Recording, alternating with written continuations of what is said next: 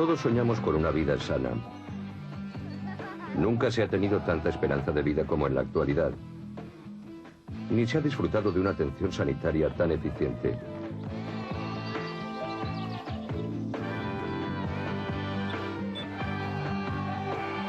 Para llegar a la situación presente, los médicos han tenido que derribar un tabú tras otro en su lucha contra las enfermedades y la muerte.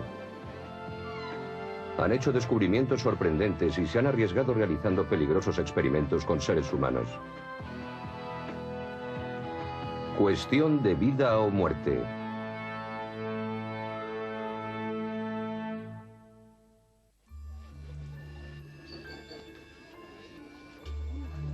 Cuando las familias se reúnen, siempre se tiende a hablar de lo mismo, la salud. ¿Qué niño ha pasado peor la escarlatina o la varicela? ¿Quién de los mayores ha sufrido la operación más grave? Con frecuencia se ha vuelto a nacer por segunda vez. ¿Qué tal se lleva el marcapasos con la vida sexual? ¿Cómo funciona el nuevo riñón? Sin embargo, los que hablan no son médicos, aunque se consideren expertos y tengan una historia que contar. Y no siempre se tiene un final feliz. Pero después de todo, las reuniones familiares son para pasarlo bien. Incluso en la actualidad, cada etapa de la vida presenta sus propios peligros. Tan solo hace 100 años, pocas personas llegaban a vivir tanto tiempo. Capítulo 1. Nacimiento.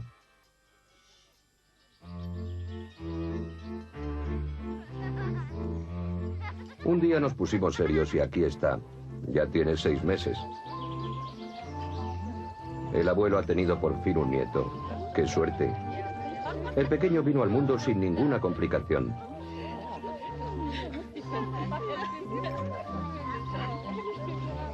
La tía Milly siempre dice, tened cuidado, el primer año de vida es el más peligroso.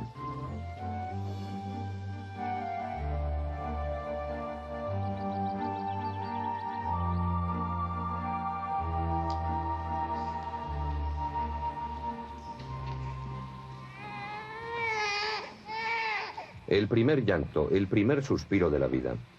Asistidos por un auténtico ejército de comadronas y médicos, hace décadas que los niños nacen en los hospitales. Sin embargo, durante miles de años las mujeres parían en casa, sin médicos, ya que la ayuda corría a cargo de las parteras.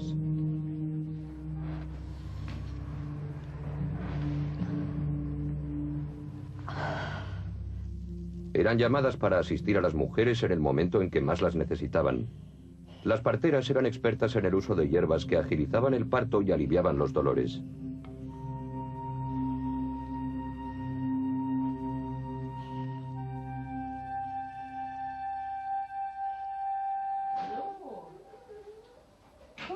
En la actualidad, las comadronas siguen asistiendo a los partos, aunque los padres también están presentes.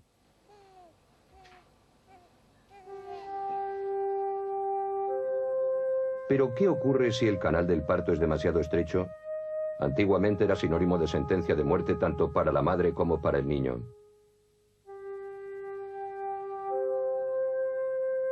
La única forma de salvarlos era realizando una cesárea.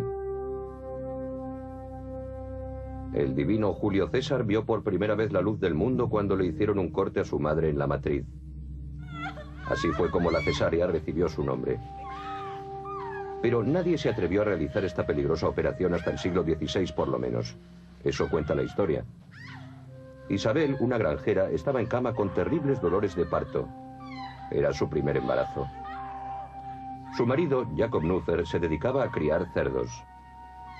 Para la ocasión llamó a no menos de 13 parteras para que ayudaran a su mujer. Resultó en vano.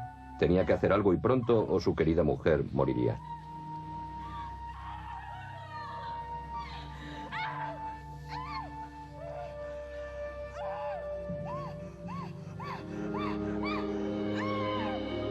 Cogió entonces el cuchillo que usaba para castrar cerdos y le hizo una incisión que le salvaría la vida. Fue un milagro. No solo se salvó el niño, sino también la madre. Pero hasta que los médicos no aprendieron a mantener estéril la cavidad abdominal durante la operación, la cesárea no fue segura. Desde el siglo XVIII los médicos han hecho progresos considerables en el campo de la obstetricia, como por ejemplo en la ciudad alemana de Gotinga. Allí fue donde Johanna Lubón, una sirvienta, acudió a un hospital en enero de 1812. Su embarazo estaba muy avanzado, pero era soltera. Todo un escándalo para la época. Sin embargo, no quiso abortar. No quería perder la vida de lo que llevaba en su seno. En su pobreza y desesperación hizo un trato con los médicos. El director de la clínica de obstetricia, el doctor Osiander, se ocuparía de darle cobijo y asistencia médica. A cambio, ella se brindaría a hacer de conejillo de indias para los experimentos del doctor. Osiander tenía planes para reformar completamente la metodología de la obstetricia, haciendo que ese arte de mujeres se convirtiera en ciencia. Al fin y al cabo, la obstetricia era una práctica realizada por mujeres. Para que los médicos se introdujeran en ella, tenían que encontrar primero una forma de sustituir a las parteras, usando al menos argumentos persuasivos. Por eso, casi todos los obstetras de la época se vieron envueltos en debates contra las parteras. Denunciaron que aquellas mujeres no solamente eran ignorantes y supersticiosas, sino que además no tenían escrúpulos o eran unas criminales.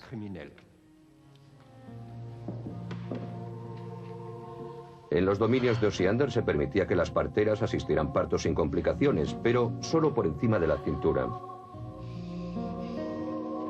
La parte inferior del cuerpo era tapada con un paño verde y se reservaba al médico.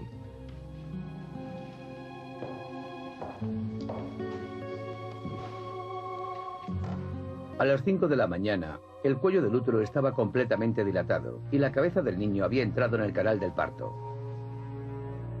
Año tras año, Osiander mantuvo un cuidadoso registro de los progresos de los partos de su clínica, anotando los dolores y describiendo las complicaciones que se presentaban durante el trance. Los procedimientos de la obstetricia ya no se basarían solamente en la experiencia, sino en sólidos conocimientos científicos. En muchos casos, el profesor de obstetricia de Gotinga prescribiría una intervención médica en la que utilizaría instrumentos de reciente creación. Osiander tenía un punto de vista muy específico para la obstetricia y abiertamente reconoció sus convicciones. Opinaba que todos los partos tenían sus riesgos y que quería controlar este proceso impredecible utilizando medios científicos. Por esa razón, casi en la mitad de los partos que tuvieron lugar en su hospital, no dudó en utilizar el forceps.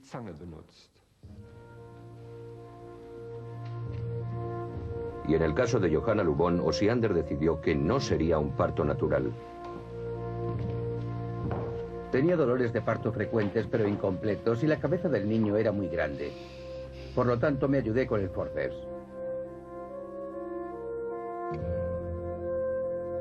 El forceps parece a veces un instrumento de tortura en manos de médicos insensibles. Pero, ¿qué ocurriría en caso de vida o muerte si los dolores de parto son demasiado débiles o si el niño viene atravesado? En esos casos solo se puede ayudar al feto con una incisión o con el forceps. Ayudándome con el forceps, traje felizmente al niño a este mundo. Osiander denominaba a sus parturientas fantasmas vivientes. Eran el equivalente de maniquíes al servicio de la ciencia.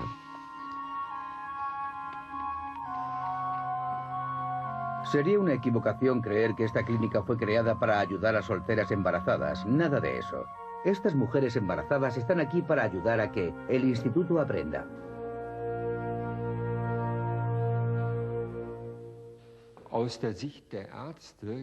Desde el punto de vista de los médicos, era principalmente una forma de encontrar procedimientos prometedores.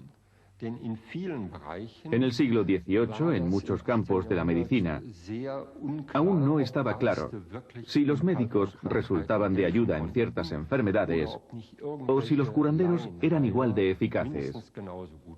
Por esa razón, la labor de los médicos estaba sometida a una gran crítica.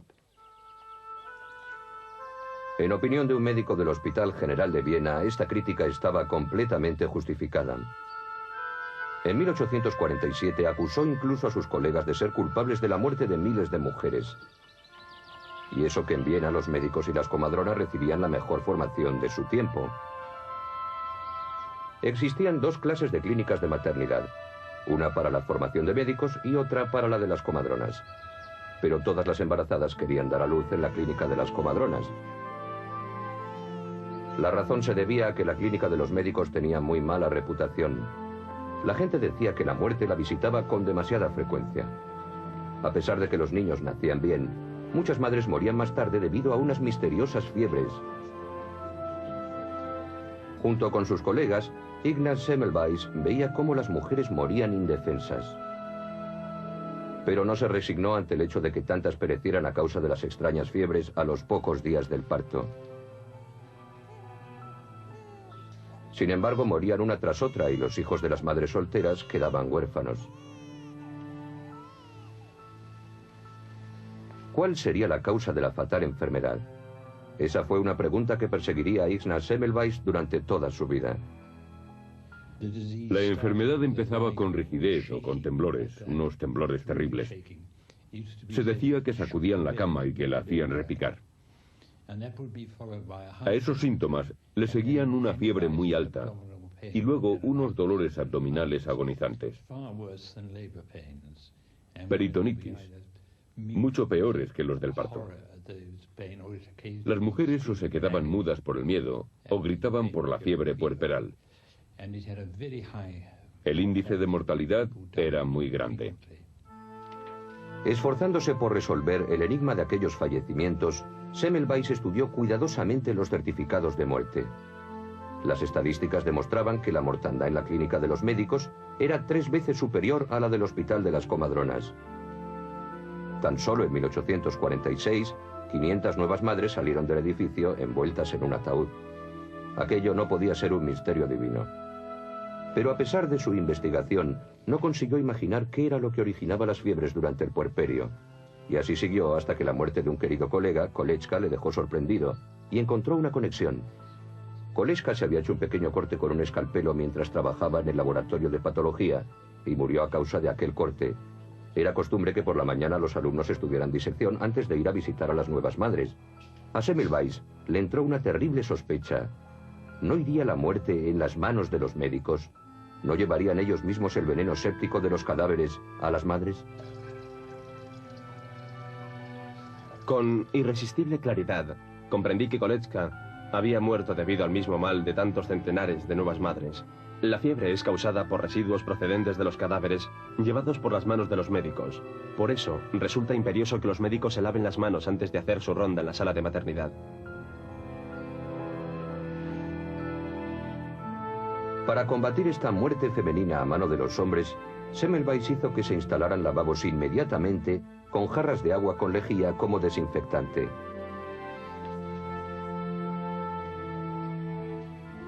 Tan sencilla como resultaba esta directriz, los alumnos de Semmelweis presentaron resistencia. Muy pocos siguieron su ejemplo. Nuestras manos se volverán a ensuciar después de examinar a una paciente. ¿Por qué tendríamos que lavarnos antes? Semmelweis convenció a algunos médicos para que se lavaran las manos. Y en esos casos muchas mujeres no contrajeron la fiebre del puerperio. Por eso le llamaron el salvador de mujeres. Pero sus colegas ignoraron sus logros y se vio forzado a escribir unas cartas abiertas a todos los profesores de obstetricia en las que decían: debemos acabar con estos asesinatos. Aquello no le hizo muy popular entre sus colegas. Muchos le consideraron un tuercebotas lunático, un fanático del lavado de manos. Él contraatacó llamando a sus oponentes apóstoles de la infección por cadáveres o nerones médicos. Amargado, marchó a su ciudad natal, Budapest. Allí consiguió salvar a cientos de madres de las mortíferas fiebres. Incluso puso un lavabo en su despacho. En 1865, Semmelweis ingresó en un manicomio. También él acabó sucumbiendo a los mortíferos gérmenes contra los que había luchado con tanto esfuerzo. Su reputación cayó por los suelos cuando empezó a atacar a sus críticos. Y al final se volvió loco. La gente decía, no es más que un loco con ideas de loco. Y eso fue un gran inconveniente para sus seguidores. Cuando murió, creo que nadie, o casi nadie, utilizaba los antisépticos. El lavado de manos, como proponía Semmelweis, fue el primer paso hacia la sala de esterilización para proteger a los pacientes contra las infecciones mortales.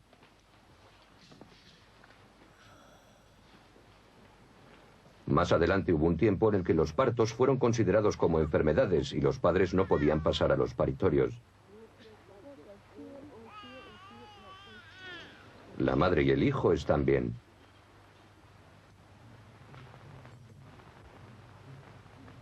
Hoy en día sabemos que unos cuantos gérmenes no pueden perjudicar al recién nacido, incluso refuerzan su sistema inmunológico.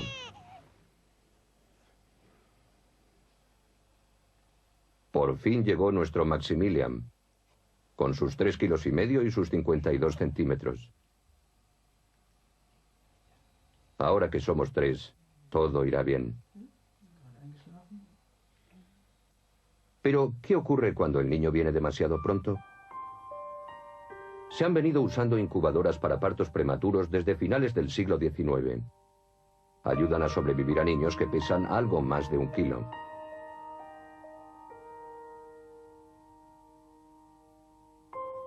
En Estados Unidos se hicieron demostraciones con incubadoras por diferentes ciudades. Las gentes no sabían qué admirar más, a los pequeños en aquellas máquinas o al sorprendente progreso de la tecnología. En la actualidad logran sobrevivir niños que tan solo pesan medio kilo. Algunos nacen a las 24 semanas de embarazo, 16 semanas antes de tiempo, pesando 3 kilos menos de lo normal. Cuerpos pequeños, frágiles y débiles, con tan solo un atisbo de vida. En la Universidad de Zúrich, el profesor Bucher y su equipo se ocupan de que los niños prematuros reciban un cuidado óptimo. Como sus pulmones no están maduros todavía, solo se consigue que no mueran utilizando un surfactante. Los niños tienen que respirar artificialmente y han de ser alimentados por vía intravenosa. La respiración, los latidos del corazón, la presión arterial y la temperatura corporal son monitorizados constantemente durante varios meses. Con un gran cuidado, los médicos y las enfermeras de pediatría ayudan a los niños prematuros a sobrevivir durante sus primeras y precarias semanas. Pero ¿cuáles son los límites que impone la naturaleza? ¿Y cuál es el precio de sobrepasarlos? El problema es que con nuestra capacidad tecnológica sobreviven muchos niños prematuros, algunos de los cuales pasan el resto de sus vidas con graves incapacidades. Por eso se nos presenta un dilema cada vez que salvamos a un bebé prematuro, ya que no sabemos cómo será luego la calidad de vida de ese niño. Para el profesor Bucher, no todo lo que es médicamente posible es también éticamente justificable. Se han hecho experimentos en muchos lugares con niños que pesan tan solo 340 gramos. Se tiene por seguro que esos niños serán ciegos y sordos y padecerán discapacidades físicas y mentales. A los médicos de Zúrich no les gusta realizar demasiadas operaciones dolorosas y complejas, pues incluso el progreso debe tener sus límites. Estamos descubriendo territorios nuevos e inexplorados. Sentimos curiosidad por las cosas nuevas que probamos. Eso es lo que motiva a los científicos y así hemos mejorado considerablemente la situación. Por otra parte, cada vez está más claro que la naturaleza ha puesto límites para los bebés prematuros, más pequeños que no somos capaces de traspasar.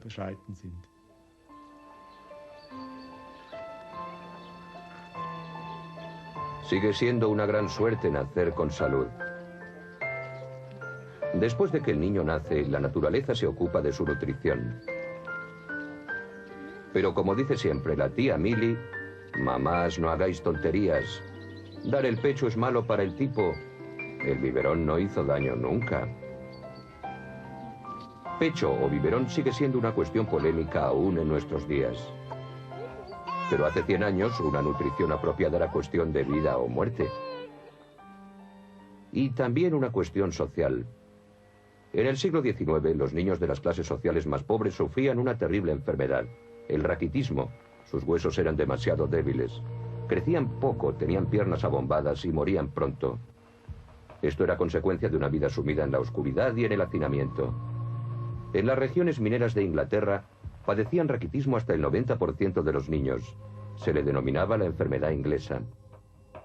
Este esqueleto de una chica de 19 años muestra los síntomas típicos: piernas con un extraño abombamiento, pelvis sesgada y columna vertebral desviada. Francis Gleason describió la enfermedad por primera vez en 1650 y la llamó raquitis, que en griego significa columna vertebral. Normalmente se la denomina raquitismo.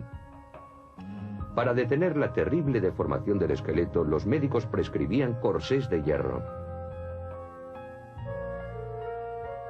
Pero eran totalmente incapaces de impedir las deformidades. Sin embargo, el remedio estaba al alcance de la mano.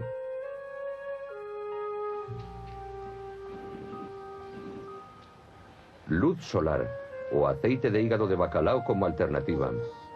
Ambos hacen que el cuerpo produzca vitamina D. Este efecto fue descubierto en los años 20 por un químico llamado Windaus. Desde entonces, una ingesta adecuada de vitamina D ha protegido a los niños de los horrores del raquitismo.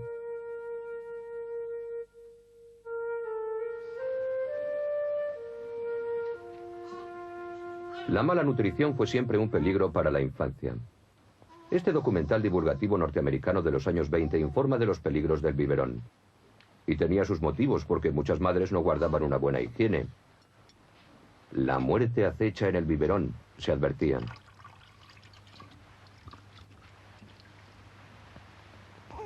La leche materna es mejor. Los biberones no se desinfectaban adecuadamente y la leche no servía el tiempo suficiente para matar los gérmenes. Los pediatras recomendaban que las nuevas mamás dieran el pecho a sus bebés. De esta manera los niños crecen fuertes y sanos.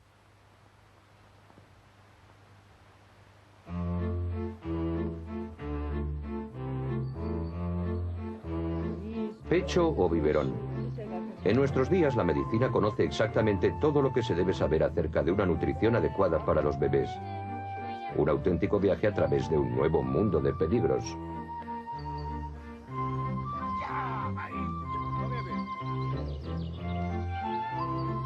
Una pequeña herida producida por los dientes de un perro, que ni siquiera llegaba a ser un mordisco, equivalía a una sentencia de muerte no hace demasiado tiempo.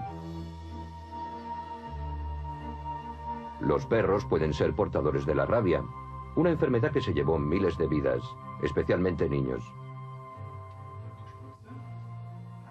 En la actualidad, la vacunación evita esas muertes, una de las grandes conquistas de la medicina. Un pequeño pinchazo y un esparadrapo es todo lo que se necesita para protegerse contra infecciones mortales. En 1967, la Organización Mundial de la Salud lanzó una campaña mundial de vacunación contra la viruela, uno de los peores azotes de la humanidad. 15 millones de personas al año eran víctimas de ella. Y no solamente en la remota África. En 1972 apareció súbitamente en Yugoslavia, donde la vacunación había sido descuidada.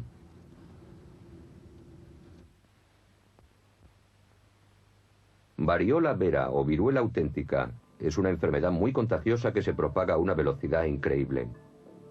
Unas feas pústulas cubren y desfiguran a los pacientes, que sufren unos dolores terribles. Pocos escapan a la muerte. Algo trágico, teniendo en cuenta que la vacuna contra la viruela estuvo disponible desde 1796. En los tiempos en que la viruela hacía estragos en Europa, Edward Jenner, un sencillo médico rural de la ciudad inglesa de Berkeley, declaró la guerra a esa horrible epidemia. Un día, las palabras de una lechera a la que había tratado hacía tiempo acudieron a su mente. Ella no tenía que preocuparse por la viruela porque había padecido la viruela bovina.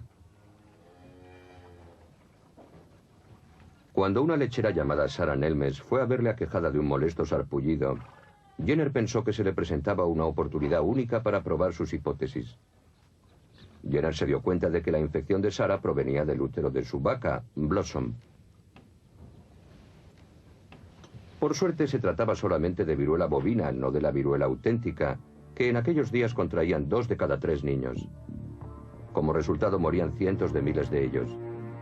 Se conservan modelos de cera de los tiempos de Jenner con los síntomas típicos de la enfermedad. Granos llenos de pus que cubren la cara y las extremidades. En la actualidad sabemos que la enfermedad es causada por un virus, pero entonces se creía que era un azote divino. En Berkeley, Jenner atendía tanto a los hombres como a los animales, y por medio de ello se topó con la suerte. Jenner publicó la descripción de 23 casos de enfermedades que había encontrado.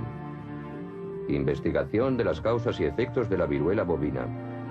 El caso número 16 era el de Sarah Nelmes. Se produjo una gran irritación con pústulas. Las pústulas son indicativas del verdadero carácter de la viruela bovina y suelen aparecer en las manos. En la figura adjunta ofrezco una representación gráfica.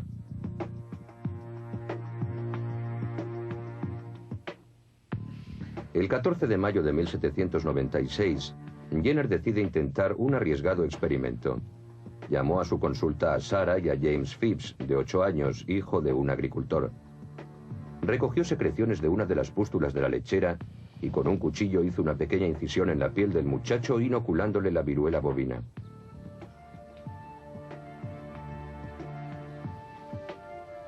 Al poco tiempo, James presentaba los síntomas usuales de la enfermedad, pero se recuperó muy pronto.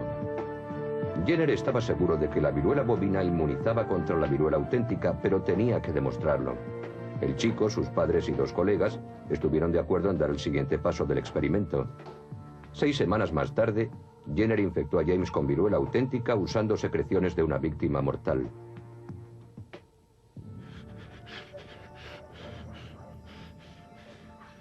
¿Qué ocurriría si James acababa desfigurado para el resto de su vida? ¿O si moría? ¿Y si James desarrollaba una nueva epidemia de viruela? Pero James Phipps siguió con buena salud. La vacuna le había hecho inmune contra la mortífera viruela. Las noticias del éxito de Jenner se propagaron con rapidez, y los granjeros de los alrededores le llevaron a sus hijos para que les vacunara. La extinción de la viruela, el azote más terrible de la especie humana, debe ser el resultado de esta práctica. La Casa Jardín de Jenner se convirtió en el primer centro de vacunación de la historia. Su método fue adoptado inmediatamente por los médicos europeos. Nunca un descubrimiento médico se propagó tan rápidamente.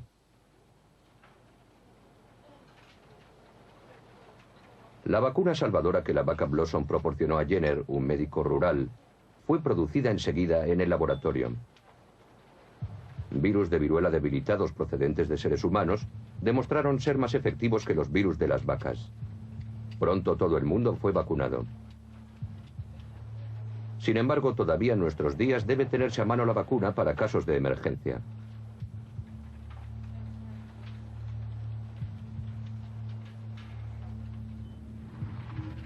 Peligro de viruela. No pasar. En 1970, un viajero trajo el virus desde Pakistán hasta la pequeña ciudad alemana de Meschede. A pesar de la cuarentena, infectó a 18 pacientes y enfermeras del hospital. 4 murieron, pero él sobrevivió. La Organización Mundial de la Salud lanzó inmediatamente una nueva campaña de vacunación que consiguió mantener a raya a una de las últimas epidemias de viruela en Europa.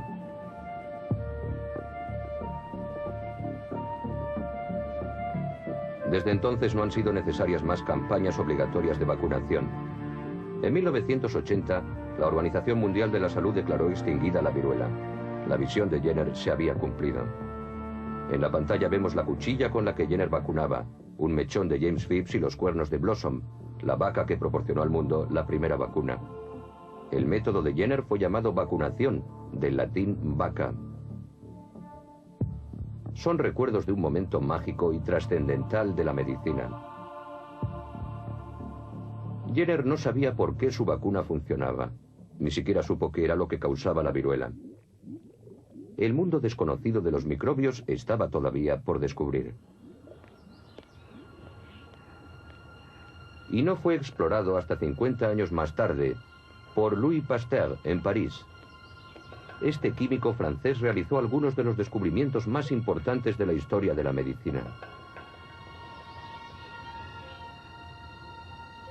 Incluso en nuestros días, el Instituto Pasteur es uno de los más importantes en el campo de las enfermedades infecciosas y en el desarrollo de nuevos medicamentos para combatir la gripe, las peligrosas enfermedades tropicales y el SIDA.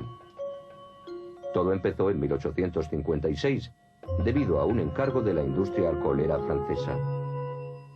Una y otra vez, la solución fermentada de la remolacha no producía el alcohol deseado. En lugar de eso se conseguía un líquido turbio y ácido. Una triste experiencia, tanto para la degustación como para la cuenta bancaria. Pasteur tomaba constantemente muestras tratando de descubrir cuál podía ser la causa.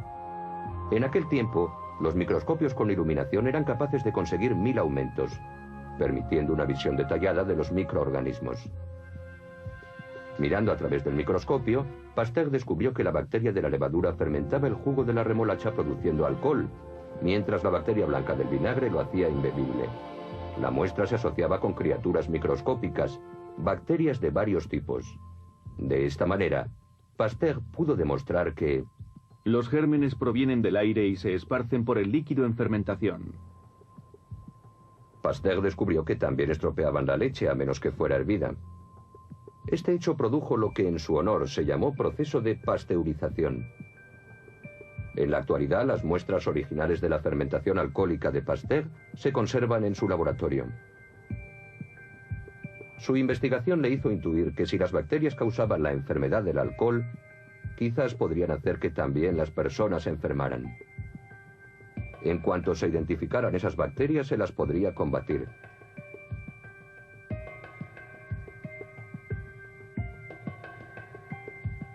Miles de personas morían año tras año mordidos por perros rabiosos. En 1880 Pasteur investigó los agentes patógenos que causan la rabia, pero fue en vano, ya que la producía un virus, un organismo infinitamente más pequeño que las bacterias.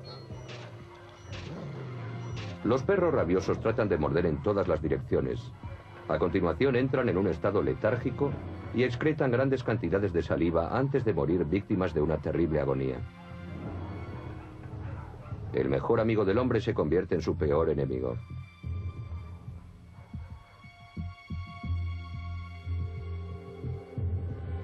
El virus de la rabia se expande lentamente a través de los conductos nerviosos de la médula espinal, llegando hasta el cerebro.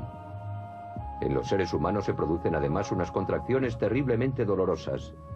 Las personas que padecen rabia no pueden tragar y acaban muriendo de sed. En 1885, Pasteur atendió a Joseph Meister, un niño de 9 años, que había sido mordido 14 veces por un perro rabioso. Su muerte era inevitable.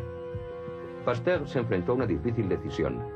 Había desarrollado una vacuna a partir de la médula espinal de conejos rabiosos y tuvo éxito inyectando esta vacuna a otros animales.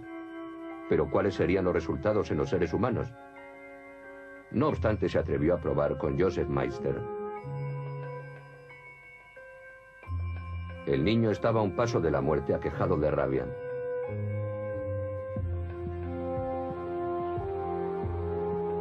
La vacunación contra la rabia se convirtió en una sensación mundial. Entre las personas desesperadas se encontraban 19 pacientes rusos de Smolensk. Pasteur logró salvar la vida de casi todos gracias a su suero. Muy orgulloso, Pasteur informó de sus hallazgos a la Academia de Ciencias. De 1.700 infectados solo murieron 10 debido a que fueron tratados demasiado tarde. La gente se dio cuenta inmediatamente de que había ocurrido algo extraordinario. El mismo Pasteur sintió temor ante los resultados. Había experimentado muchas veces con perros, pero ahora se trataba de seres humanos, lo que demuestra que Pasteur se preocupaba por la ética de sus actos, algo que sucedía tanto en aquel tiempo como en la actualidad. Pasteur, salvador de tantas vidas, se convirtió en uno de los personajes más admirados de la medicina y en un héroe famoso en todo el mundo.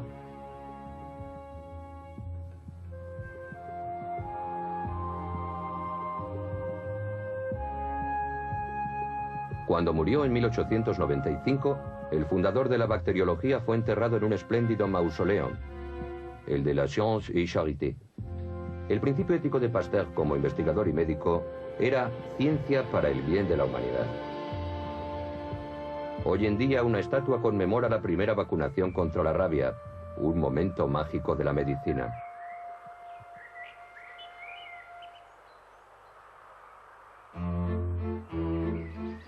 Si un chico resulta arañado mientras juguetea con un perro, ya no debería ser motivo de preocupación para los padres.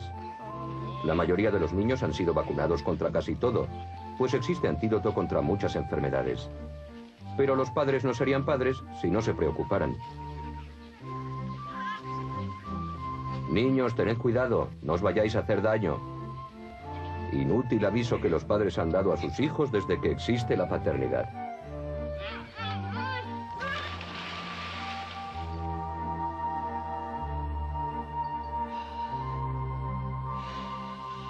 Respira profundo y despacio. Mediante el estetoscopio, el médico puede reconocer los desórdenes peligrosos de pulmón. Este útil instrumento fue inventado en 1816 por el médico francés René Théophile Laennec.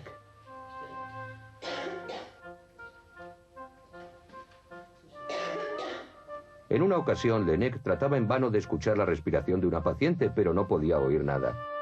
Sus grandes pechos eran un obstáculo físico. Como con la mayoría de las mujeres, no era aconsejable poner mi oreja sobre su pecho. En esta situación embarazosa, Laennec toma una hoja de papel, hace un rollo con ella y la convierte en una bocina. Los sonidos que escuché eran claros y diferenciados, fáciles de distinguir, algo ideal para un diagnóstico. Ridiculizados al principio como una moda francesa, los estetoscopios fueron usados enseguida por casi todos los médicos. Mediante ellos podían escuchar los síntomas de la tuberculosis pulmonar. La gente decía que los pacientes se consumían, ya que en las etapas finales quedaban reducidos a piel y huesos. La infección causaba nódulos o tubérculos en los pulmones. El enfermo al toser expelía sus tejidos pulmonares hasta ser literalmente consumido por la enfermedad. Solía darse entre las clases pobres que solían vivir hacinadas en lugares insanos. Los niños eran las víctimas más frecuentes de la tuberculosis. El sufrimiento de los pacientes no conocía límites. No existía cura para la tuberculosis a pesar de los numerosos sanatorios.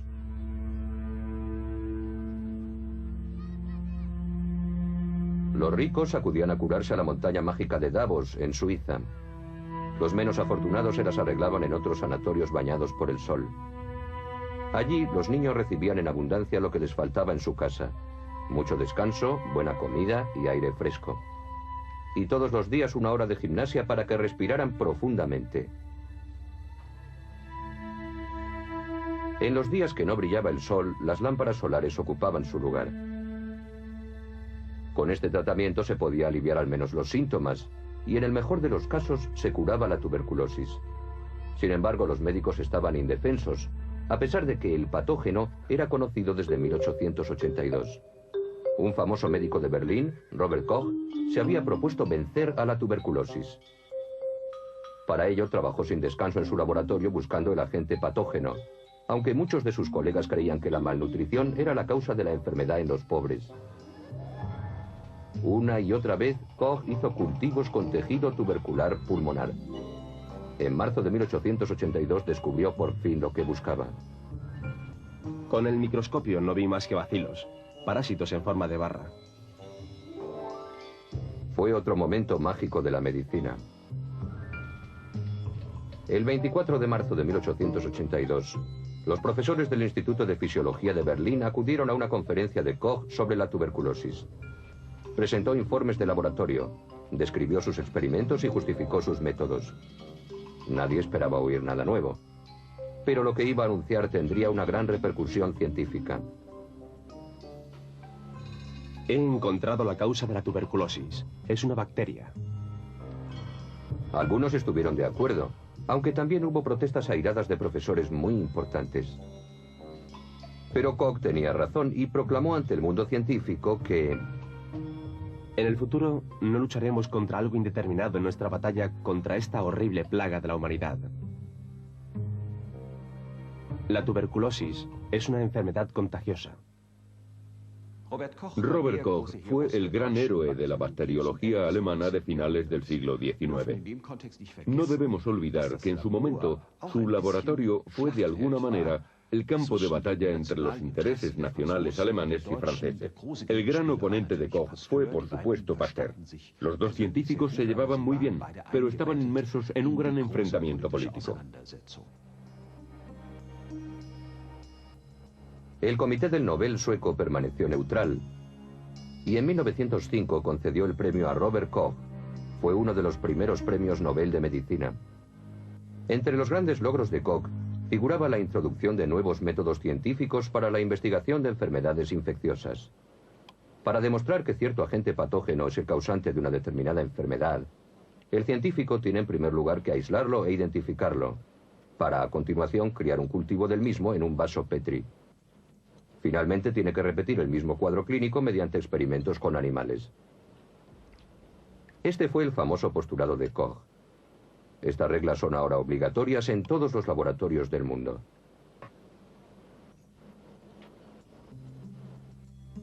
Con el descubrimiento de Koch en 1882 de la bacteria de la tuberculosis, la gente confió en que el mal sería pronto curado.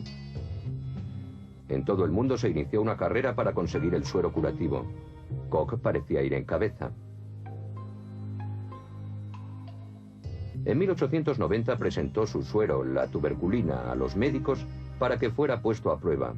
Miles de enfermos acudieron a Berlín para ser tratados, pero la cura milagrosa de Koch no tuvo éxito.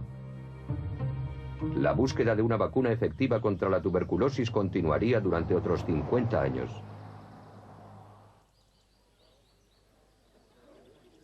En Nueva Jersey, en la Universidad de Rutgers, un inmigrante ruso es nombrado director del Departamento de Microbiología. Su nombre, Selman Waksman.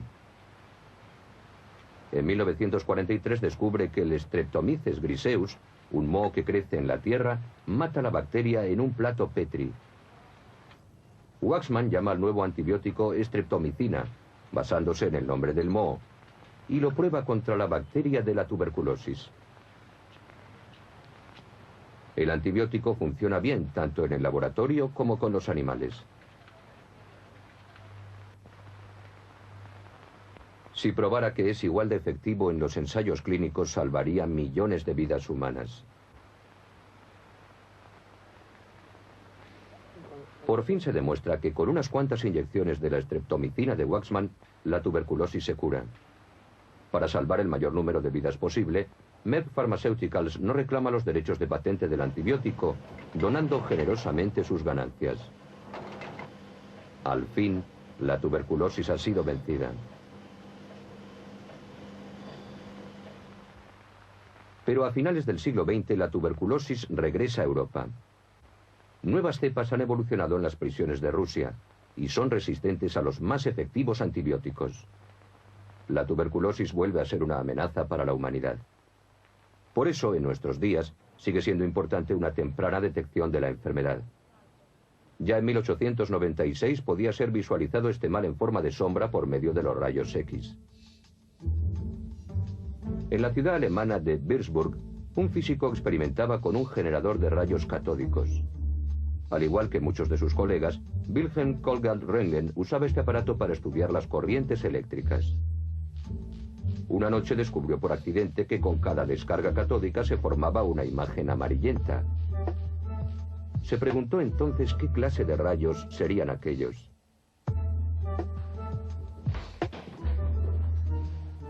En los experimentos que siguieron utilizó un trozo de cartón negro opaco para apantallar los rayos.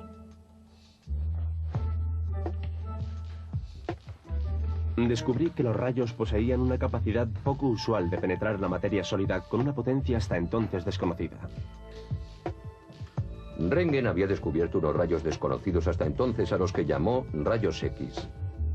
Como prueba, los utilizó para iluminar el interior de un libro de 1000 páginas, una espiral bimetálica y el cañón de su escopeta de caza. Junto con la puerta de su laboratorio, estas son las primeras imágenes obtenidas mediante rayos X. El 22 de diciembre de 1895, su mujer Bertha le dijo que debía ir a tomar el té con ella, pues había pasado varias semanas trabajando en solitario día y noche en el laboratorio. Se le ocurrió entonces que su mujer fuera la primera en conocer su descubrimiento.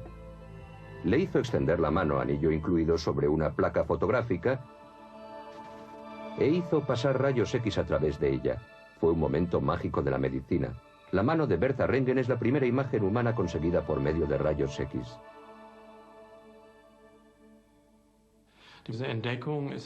Por supuesto, el descubrimiento causó una gran sensación. Después de completar su investigación, Röntgen preparó un informe y presentó el escrito a sus colegas. De ahí se filtró a la prensa y, tal como Röntgen esperaba, desató una auténtica tormenta. Como es lógico, algunos sintieron temores de los rayos. Imaginaban las cosas más fantásticas. En los teatros se llegó a prohibir el uso de gafas de rayos X porque las actrices temían que el público pudiera verlas por debajo de sus ropas. Hubo caricaturas que presentaron la situación bajo una óptica humorística, pero muchas personas sintieron auténtico miedo. Por otra parte, miembros de la alta sociedad empezaron a jugar con pequeños aparatos de rayos X en sus fiestas. Se pasaban manos o carteras por rayos X que se habían convertido en un juego de salón. Pero Röntgen supo apreciar que su sensacional descubrimiento revolucionaría la medicina. A los 6 meses del descubrimiento, la industria ofrecía ya equipos completos de rayos X a los médicos. Surgió una nueva profesión, especialista en diagnosis por rayos X, la radiología. Los médicos podían observar si sus pacientes tenían problemas óseos o investigar si las señoras padecían tuberculosis sin necesidad de que tuvieran que ruborizarse, pues no era necesario desvestirse. También se le ocurrió a Röntgen que los rayos tendrían un efecto terapéutico para tratar enfermedades que hasta entonces habían sido incurables. Los médicos se dieron cuenta de que a los pacientes que habían sido sometidos a varias sesiones de rayos X se les caía el pelo o se les quemaba la piel.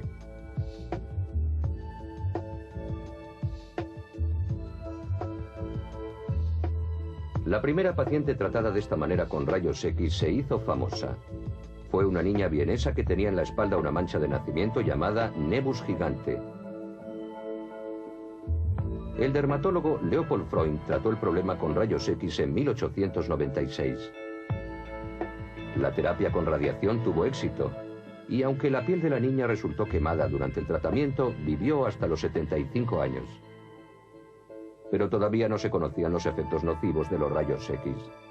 El radiólogo vienés Guido Holneck describió así las trágicas consecuencias de su trabajo.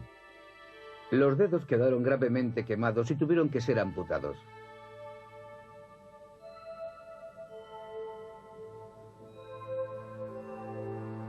Al igual que muchos radiólogos, fue víctima de su profesión. Murió a causa de los daños producidos por la radiación. Para proteger la salud de sus colegas, Helgner desarrolló un dosímetro para rayos X que se sigue utilizando en la actualidad.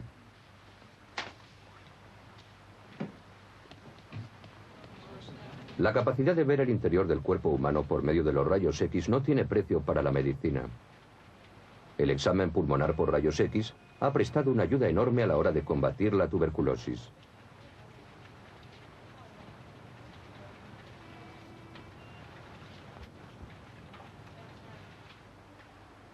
Desde el descubrimiento de Röntgen se viene diciendo rutinariamente a los pacientes: por favor, quítese la camisa, inspire profundamente y contenga la respiración.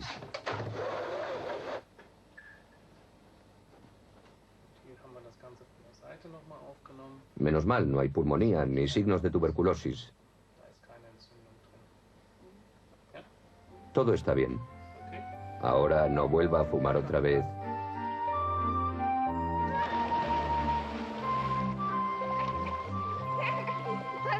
Los días de la inconsciente infancia son los mejores, dice siempre la tía Millie. Quien llega a los 16 años tiene grandes oportunidades de vivir hasta los 76 o más. Y todo gracias a los momentos mágicos de la medicina. Pero a la siguiente etapa de la vida le acechan sus propios peligros, presentando un nuevo conjunto de retos para la medicina.